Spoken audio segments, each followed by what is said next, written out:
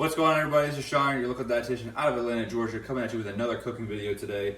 We are going to learn how to make poached eggs, something that's very fast to make, but even though it's fast, you cannot rush it, all right?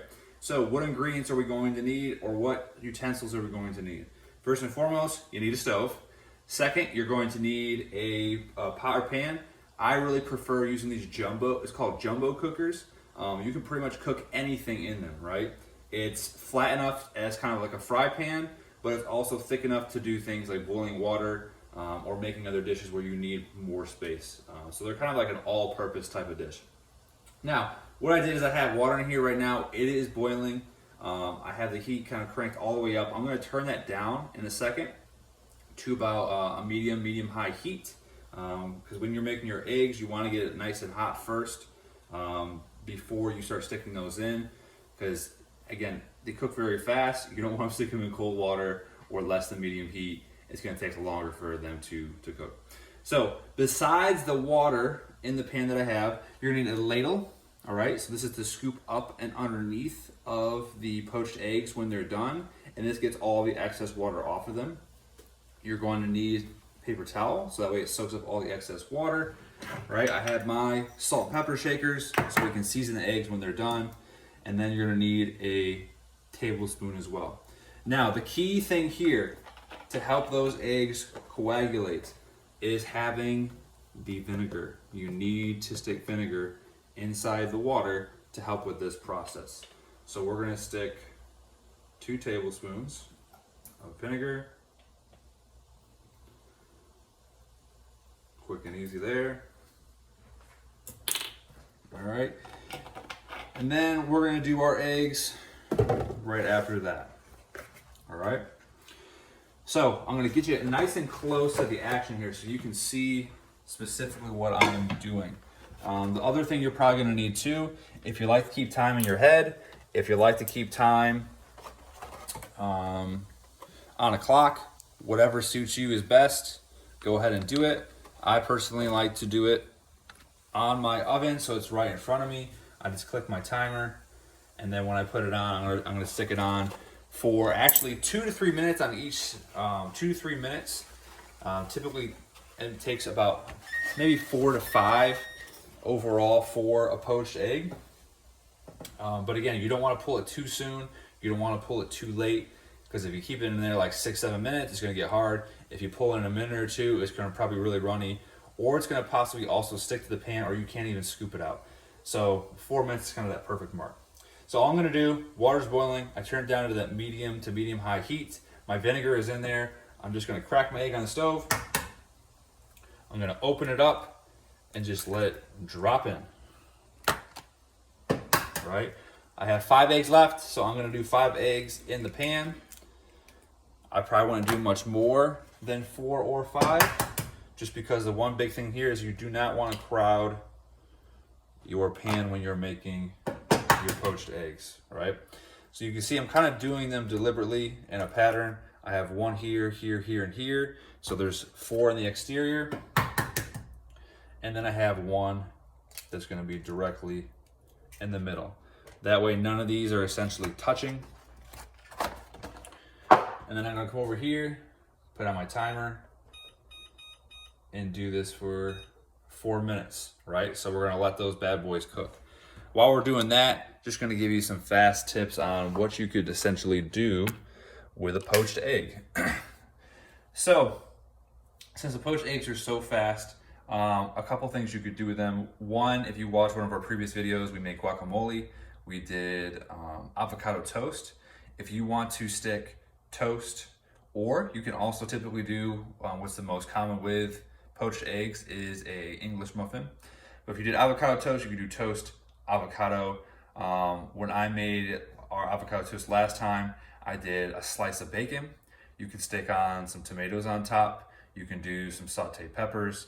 Again, pretty much it's your canvas. However you want to do it, you can. If you have different favorite vegetables, different favorite breakfast meats, if you want to use turkey bacon instead, you could do that too. So you could basically make a avocado toast with a runny poached egg on top. Another thing you could do is the classic version, which is a English muffin. You do a slice of ham. It could be Canadian bacon, it could be Black Forest ham, it could be your regular deli ham you get in the store. Boar's Head is a very good option if you're looking for a lean, high quality deli meat. Or you can go to your local supermarket or your local butcher and get your deli meat cut and sliced fresh, which is also a great option there too. But so we got the English muffin. Let's say we do Canadian bacon or black ham. You stick your poached egg on top, and then that's usually topped with some type of hollandaise sauce. Hollandaise sauce isn't super hard to make, but you have to keep on top of it. It's something where you're going to be using some kind of acid, specifically probably a lemon or lemon juice, and then you're going to use the yolk and then a couple other ingredients, and you really have to whisk it until it starts to thicken up. You're going to feel like you're whisking for days and it's still keeping a liquid, and you're like, oh, I'm so frustrated. It's not thickening up, but in due time, you know, with 5-10 minutes of whisking, it's going to get there, but you have to keep consistent with it. And you'll know because it'll start thickening up once you start moving. Let me see if I can give you an example here. Once you start lifting up your whisk outside of the pan and it's starting to coat the whisk or come off of the whisk, then you're probably in a position where you're going to be good to go with utilizing and putting it on top of your English muffin, your poached egg. So we are down here to the last minute, right? You can see the big thing is I haven't touched the eggs whatsoever, right? Leave them in the pan, let them cook, right? Don't pull them too soon. And honestly, that's why we have the timer on. You don't want to pull them too late because everyone likes when they cut open to that poached egg or even an over easy egg, that nice runniness that comes out over on top of their plate. That's kind of the end all be all when we're looking at that. So a couple things you want to get ready as your eggs are about to get done. Make sure you have your slotted spoon ready so we can scoop those out. We got our salt and pepper shakers. Salt and pepper is probably going to go, any dish you really make is probably going to have salt and pepper in it. These are kind of your universal spices you can stick pretty much in anything and everything, and it's going to help enhance and improve the flavor. Probably secondary up to those is probably like an onion powder or a garlic powder, and then you start getting really specific, and this is the type of herbs and spices you're going to use based on the dish. And that's even a video I could do alone as is. You could talk about what spices match best together that are going to really go well with a dish. But we're going to get back into the action over here. We got only a couple seconds left. All right, timer is off. I'm going to take my ladle spoon, and all I'm going to do is scoop up and under, okay? Give it a little wiggle so that way we can make sure any excess water is off to the best of our ability. Plop it on the paper towel, right? I'm scooping up and under, right? And another thing I know when they're done is as I'm scooping underneath of the egg, right, it's coming right off the bottom of the pan. It's not sticking at all, which is good, all right? If it was sticking and giving us a hard time, that's probably an indicator that's giving you feedback like, hey, you need to like calm down a minute and let this thing take 30 more seconds, maybe another minute inside the pan, all right? So you can see these came out really nice, spot on. None of them broke. Again, this is a dish you have to definitely be very gentle with, okay? So all I'm gonna do here, gonna season them up. Let me move this back so you can actually see me season them up. So I put a little bit of black pepper on there, a little bit of salt, and then boom, they're done. Now, we're gonna show you what you're looking for with your poached egg to know if you hit it on the money, okay? So I'm just gonna put my hand underneath the poached egg real quick. Again, when you're transferring these, be very gentle.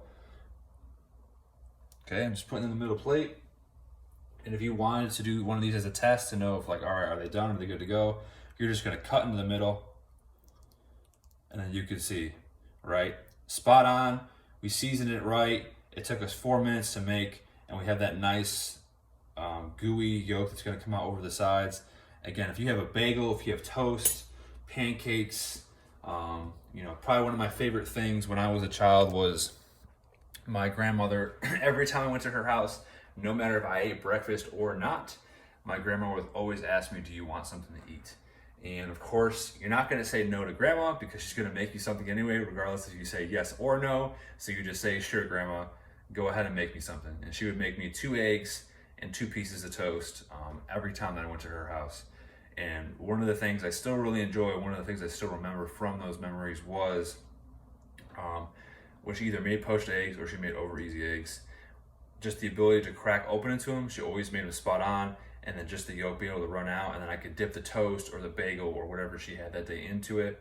And it's super simple, but it's so delicious at the same time. And it's one of those things for me, it's just a memory from my grandmother that I still remember that I take into my cooking as well. But if you want to watch more videos on how to cook, if you want to watch my podcast, it's called Roots Podcast, which is on Spotify and Apple Podcasts. If you want to listen to more sports nutrition videos, or if you would like or need nutrition services, one-on-one, group talks, group chats, I offer a whole variety of different things. You can go on my IG link above and hit up my bio, and in there has all my different links for all these different things that I just said. It makes it a one-stop shop, really easy for you to navigate where all my information is at. Hope you guys enjoyed. Continue to DM, hit me up, let me know.